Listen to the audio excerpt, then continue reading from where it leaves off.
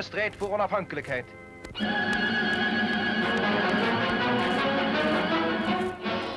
Hoogtepunt van de internationale winterspelen die voor de 6e maand in Garmisch-Partenkirchen gehouden werden, was de ijshockeywedstrijd tussen een Duitse ploeg en een Engels beroepsnegental. De Engelsen waren veel sterker en overspeelden de Duitsers volkomen. De uitslag 13-1 zegt hier genoeg.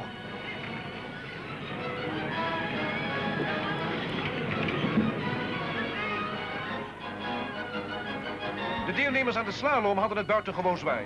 Op de baan waren 40 vlaggenstokken geplaatst en dat betekende dus 40 hindernissen.